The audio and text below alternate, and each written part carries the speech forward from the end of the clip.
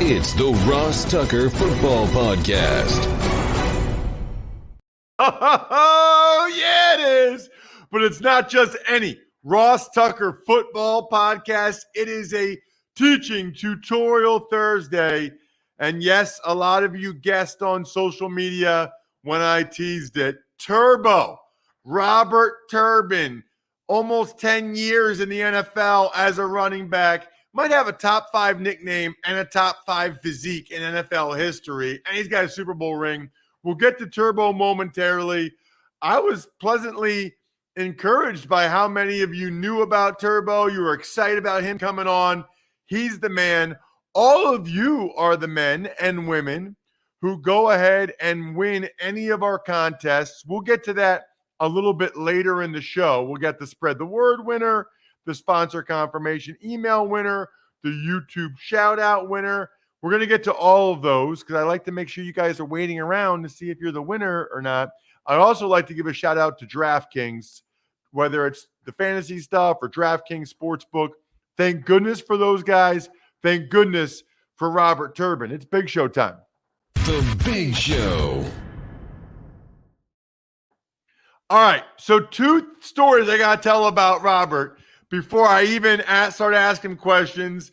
Robert, by the way, thank you so much for coming on the show, man. Really appreciate it.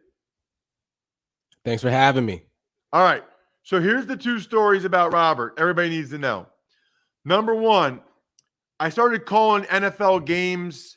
So I retired in 2007. That was my last season.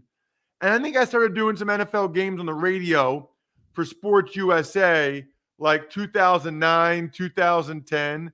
By the way, that is who producer Brian works for. I can't remember where I was or what game I was doing, but I was doing a game and Robert was in it. So I can't remember if you were with the Seahawks or that one year with the Browns or the Colts. I think it was the Colts, but it might have been the Seahawks. And I was like, holy crap. That dude is put together. I mean, Robert, your arm, like everything about you, you know what? I think it might have been like pre-game warm-ups before you even had your jersey on, like pre-warm-ups. And I said to somebody, one of your coaches, I was like, who is, because in the NFL, you don't recognize many faces, especially they don't have their jersey on. Right. I was like, who is that guy? And they were like, oh, that's Turbo, man.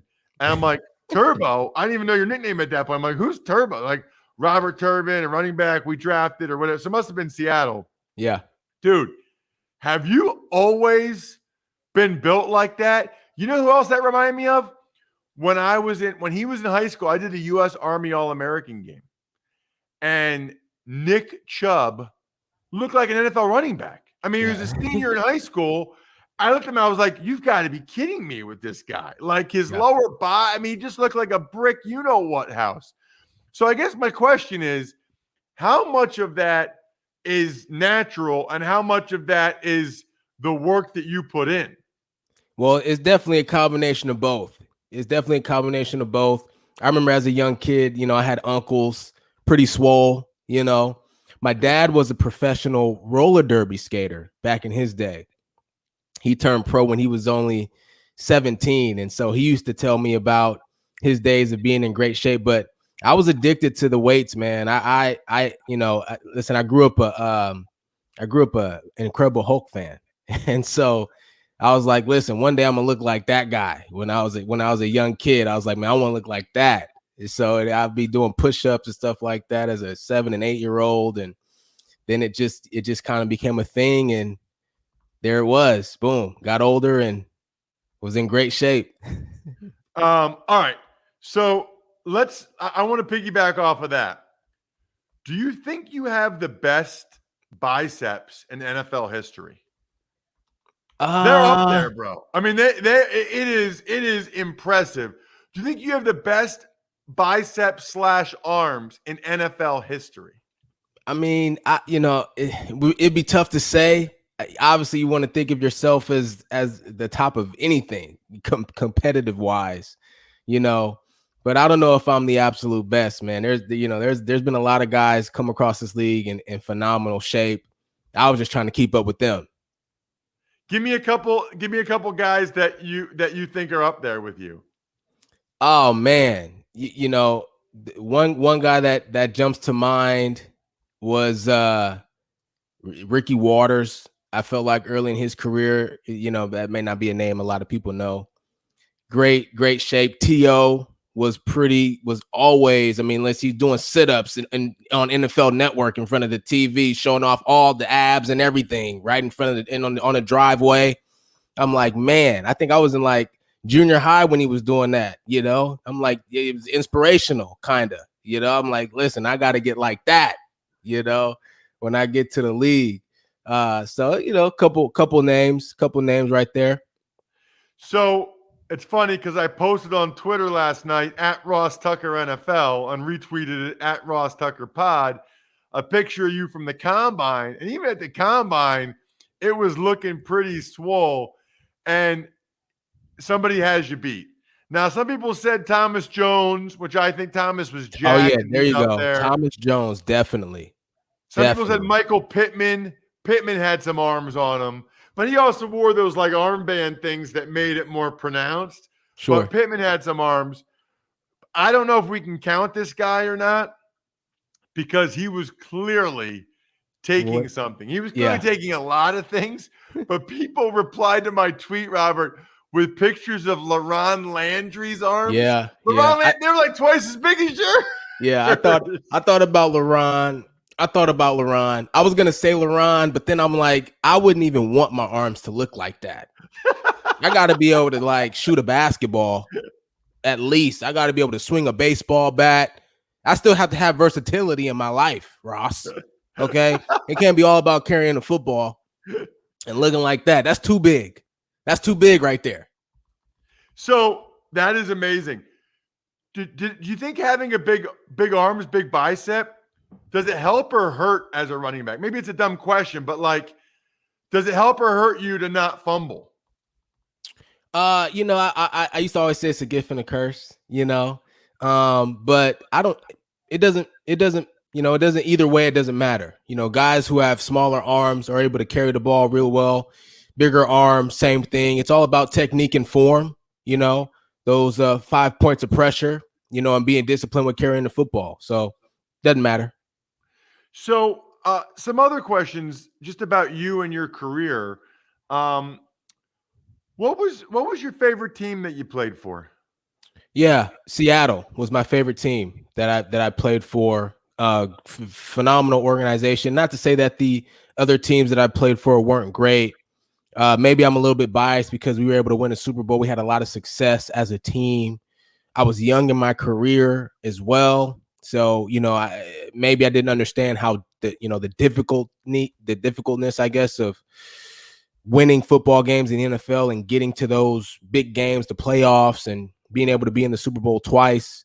But just the way that they, aside from the success, the football stuff, great teammates, just the way that they functioned as an organization, the respect level of everybody in the facility, from upstairs to downstairs to the grounds crew, equipment managers, all of it, everything was done with so much love and respect. There was always this space for innovation to grow and get better. And that's what I love most about playing for the Seahawks. Wow, that's awesome. And you played there twice, right?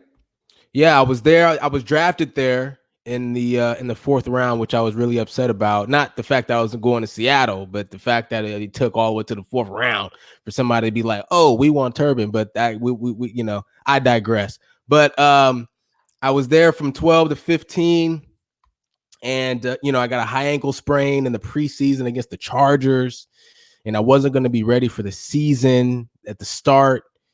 And, it's just one of those things. It's a numbers game sometimes, which is something that I had to learn, something that I learned from Frank Gore later on in my career. But, it's a numbers game sometimes. So they released me and I ended up, going to do some other things. But I did come back in 2019 to help with their playoff run that season. That's kind of cool. That's kind of cool that they remembered you. They liked you. They brought you back. I like that quite a bit. It's That's a cool relationship. story. Relationship is everything, man. It's kind of a cool story behind it all. You know, I could tell it to you if you want to hear it.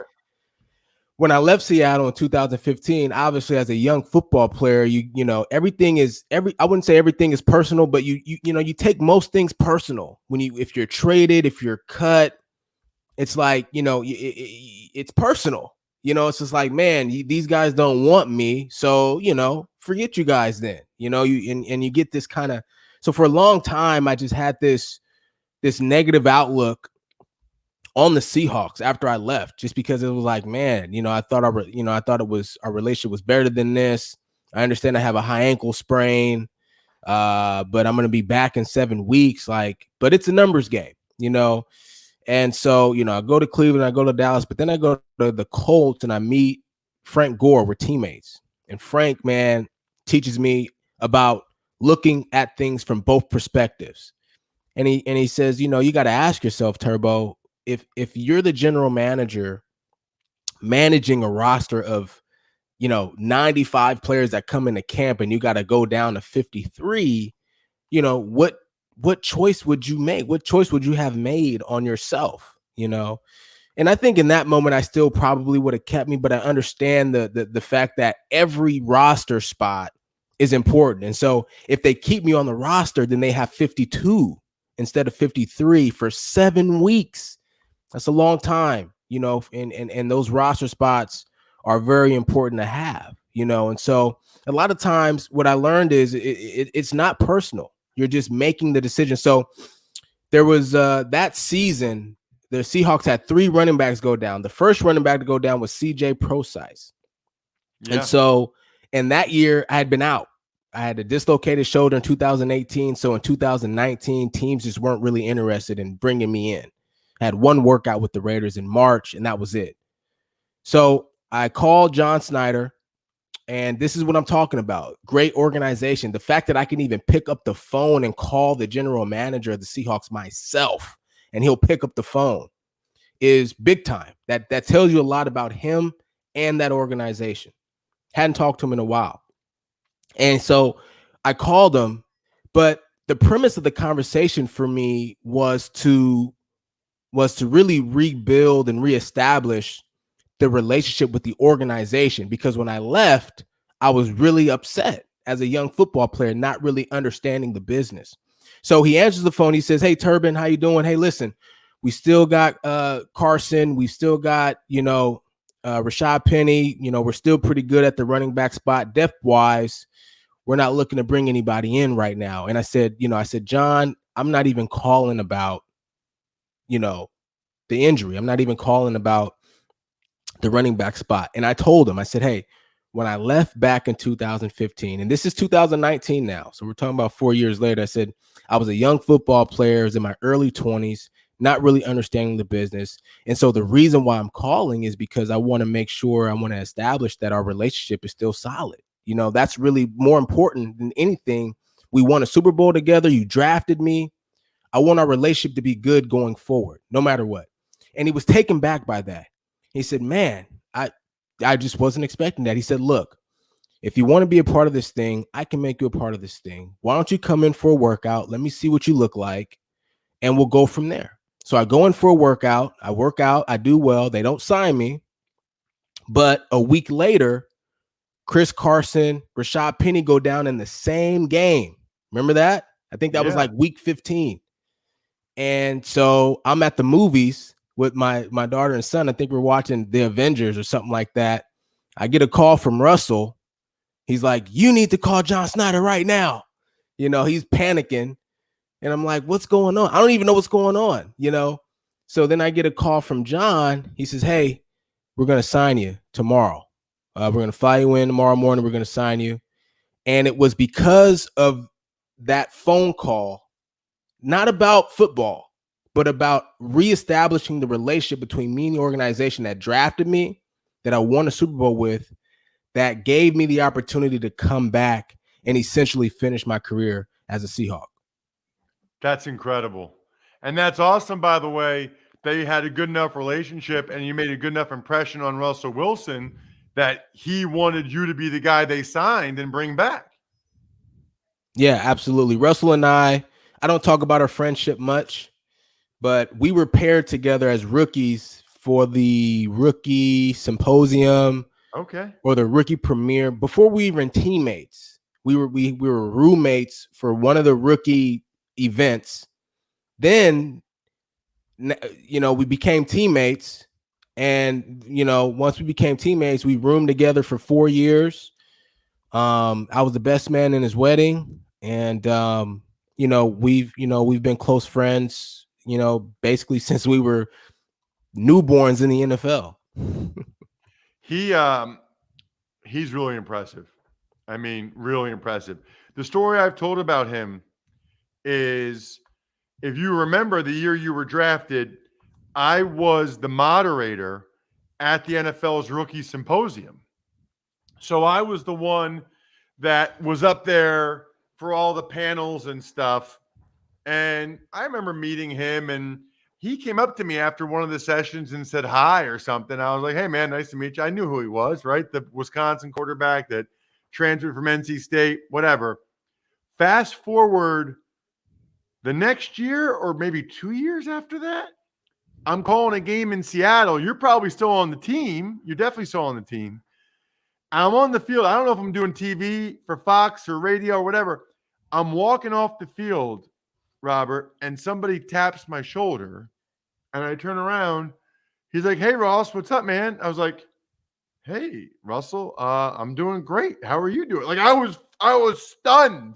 Like, you never have a starting quarterback go out of his way to come up to you and say hi during pregame warmups. Yeah. Like, is that just what he's like? That's who he is, man. He's a genuine guy. He'll remember things that you would never think he, even thought about or thinks about, especially when it comes to people. He wants to make people feel loved and special, especially when you're in his presence. And he does that. He does that effectively all the time. So, all right, let's get back to you. I ask every guy this. I'm just curious. How are you feeling orthopedically? I mean, how many years did you end up playing? 8, 9? Yeah, I played eight seasons. I feel good. I feel physically, I feel great. If I'm being honest, Ross, I'd love to still play. I feel like, and I'm not saying that just to be like, just because I love the game, but in all sincereness, I work very hard, and I've done a great job from a nutritional standpoint, and I feel great. Had a couple injuries that I felt like cut my career a little shorter than it would have been. Dislocated elbow in 17 and a shoulder in 18. Very unfortunate, which led to teams not really being interested in me in 2019. But if you think about, that aspect of it, I don't have the wear and tear from those 2 seasons. Not a lot of wear and tear in 2019. And so, even though I may be 32 now, I still feel like I'm 27 or 28, as it pertains to the wear and tear on my body. So I feel good. That's what gets most guys. Like for me, my career was going great till I had the back surgery, and then I still stuck around a couple more years. But then I had the neck injury. Like that's what gets most guys is the injuries, especially significant injuries. They so I want to make sure we get too. this in, Robert. Tell me, and all the listeners everything you're up to now, because I know I met you at the broadcast boot camp. Was just so impressed with how professional you were, how prepared you were. I could tell you'd already been prepping and doing stuff. You followed up afterwards. So the one thing I'm going to make a prediction on the show. I don't know what industry. Maybe it's broadcasting. Maybe it's something else. I can almost guarantee that Robert Turbin is going to be very successful in whatever all the things he does next in life, just because of your approach. So that's my that is my prediction on today's show. But so tell everybody all the things you're up to. Yeah, no, I appreciate that, man. That means a lot. My focus right now is building my broadcasting career. I'd love to be calling games on one of the big networks on TV, man. Those NBCs of the world and CBS, etc. But right now, I'm broadcasting all the Seahawks games for Cairo Channel 7 and Seahawks radio network. I'm a TV analyst for CBS here in Northern California, covering the 49ers and the Raiders. I'm on Sirius XM, on NFL radio with those guys. Sometimes I'm with Solly in the mornings, and sometimes I'm with Alex Marquez late at night. So having a lot of fun, doing the radio and the TV thing. My podcast is relaunching in August or September, just depending on timing wise what happens. Turbo Talk. It's actually going to be a live show, Ross. So I'm going to be like, you can call me the Black David Letterman per se, but we're excited as we're putting those things all together. We're going to be launching that this August, and I'll be doing some stuff here in my office as well from a podcasting standpoint, man. And so, but that's where my focus is, man, is building my broadcasting career. I do some stuff on the side with like Microsoft and the business development department, but we won't get into that kind of stuff or whatever. But yeah, man, I live a very versatile life. I have a very versatile personality, and I want to be able to have a very versatile career, and that's what I'm working towards. Well, you're well on your way, buddy. Make sure you check him out on social media at Robert J. Turbin.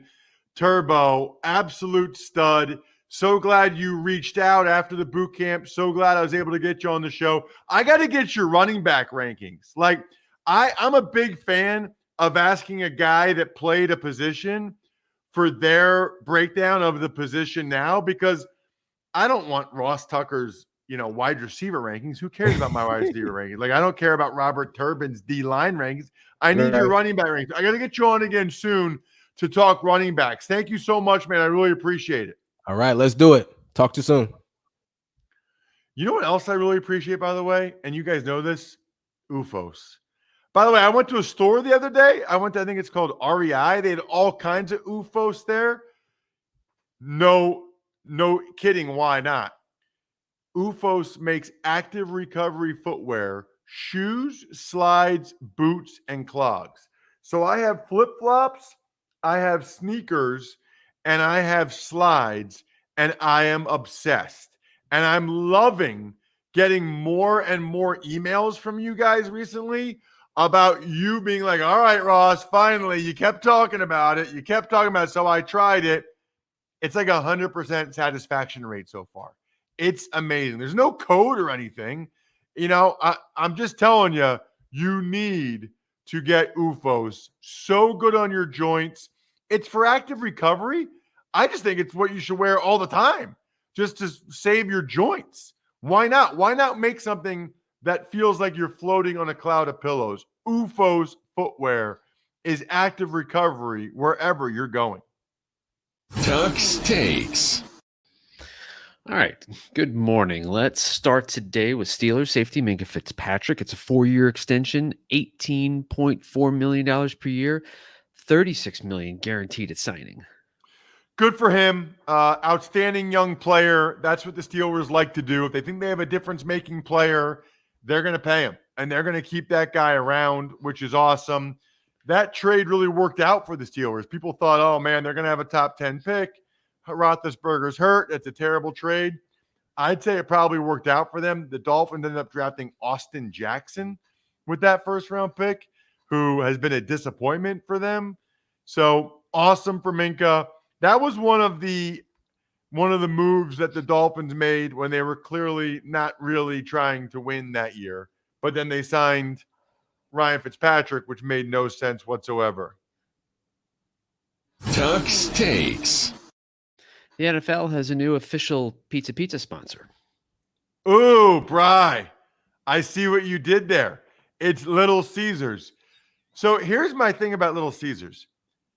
Have you eaten at a Little Caesars in a while, Bri? Or are there Little Caesars near where you live in Baton Rouge? I believe there are, but I have not eaten. I haven't eaten Little Caesars probably 20, 25 years.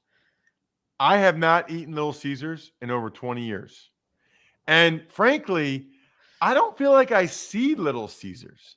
Like, I see a lot of local pizza places. I see a lot of Pizza Huts. I see a lot of Domino's, Papa John's, a little bit less. I don't see very many Little Caesars, but I remember they had one near the not too far from the high school when I was in high school. And for whatever reason, Bri, they stayed open till like 11 or maybe even midnight. So after high school football games or like a scrimmage, we would drive to Little Caesars because the only place on a Friday night that was open like past 10 after we showered and stuff. It was open till like 11. We would like race there. And I would get like, I don't know, it was almost like a Hot Pocket. I don't know, like a calzone. It was so good. So anyway, that's my Little Caesar story. Tux Takes. D lineman Derek Wolfe reaches an injury settlement with the Baltimore Ravens. Well, Derek tweeted that he's just hoping to live a normal life. This is his second hip surgery this offseason. It's not a good deal. You know, you get a second surgery, it's usually because something didn't go the way they wanted it to with the first surgery. And I tweeted this at Ross Tucker NFL. This is why guys, a lot of times, it's not as easy as, oh, I'm just going to do one more year. I'm just going to play one more year, man. It's really not that easy because one more game, let alone one more year, could be life-altering. So I always think about that for these guys later on in their career. It's like, okay, how much is the money that I'm going to get from this year going to make a difference in my life moving forward? And how much would a serious injury or more wear and tear make a difference in my life moving forward? Tux Takes. A few unexcused minicamp absences include Chicago Bears Robert Quinn and Cardinals Rodney Hudson. Usually it means the guys want more money. So I'm assuming that's what the deal is with both of them, Quinn and Hudson.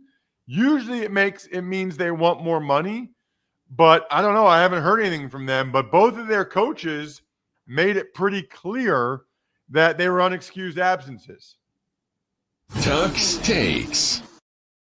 Sauce Gardner really wanted that number 1 Jets jersey, so he had to pay $50,000 to DJ Reed. So I saw a story this week where Gerald McCoy paid $250,000 to have the number 93 in Carolina. That is bananas to me. Like that is so much money.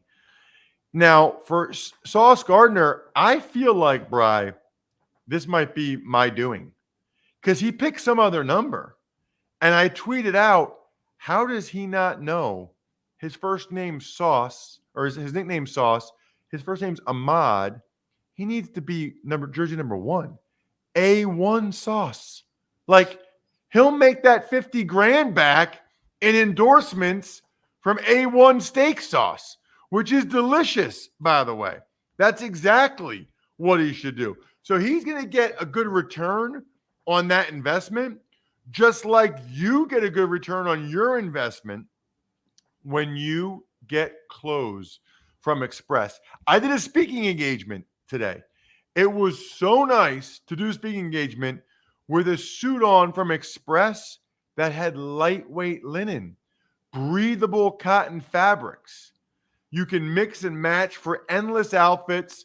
I'm more of a monochrome look guy, but hey, to each his own. The key, though, is to have a lighter suit that you can wear in the summer, weddings and stuff. Find something for every destination at Express, online or in store. Tux Takes.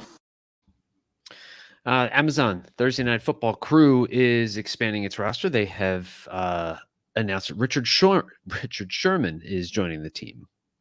Not a surprise. I think they're going to get Fitzpatrick, too. There's rumors to that. He didn't say anything about it to me, but there's rumors to that. I think it makes sense for Amazon to try to get people fresh out of the league that haven't done anything anywhere else yet.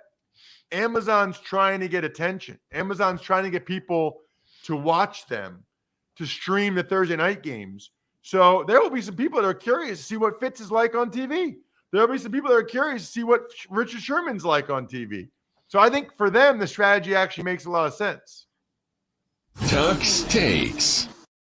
And finally, Washington owner Daniel Snyder will not testify in front of Congress, but Roger Goodell will. How do you have the option? Like, how is that a thing that you can say, nah, I saw he was going to be out of the country? That's like the movie Can't Buy Me Love, when she kept telling Ronald that she was either in the shower or out of the country. Like, how can you just say, oh, I'm going to be out of the country? Like, that's bizarre to me. Like, oh, really? Okay, then we'll do it the week after. Like, what? You can just decline? Who accepts then? But I guess Goodell accepted. You know what I've accepted? Not every one of you are going to try to be a winner. And that's okay. Maybe you don't care. Maybe you don't want a signed picture or signed press pass. Maybe you don't want to ask a question. Totally get that. But I like to reward people like Deb C. Deb C replied to a tweet. Deb C, it's that simple. You're a winner. Hit me up, ross@rosstucker.com with an email. Same with Ryan Curella. Ryan Curella sent me his order from UFOS. You will not be disappointed, Ryan. UFOS is amazing. Good for you. Let me know what you want. I still got a bunch of cool press passes. And then the YouTube shout out was Paul H. Paul H, thank you for the YouTube comment. Thank you for subscribing. YouTube.com/RossTuckerNFL. Thank you to Pizza Boy Brewing, Sporticulture, HumanHeadNYC.com, SteakhouseSports.com, Go-Bengals.com, and Evergreen Economics. Awesome fantasy feast with Josh Norris today. Make sure you check that out. Former scout with the Rams organization. He's a stud. That'll give you some extra content Friday or Saturday. We'll be back bright and early Monday morning. I think we're done here. Thanks for listening to the Ross Tucker Football Podcast. Make sure to also subscribe to the Fantasy Feast, Even Money, Business of Sports, and College Draft. All available at Apple Podcasts, rosstucker.com, or wherever podcasts can be found.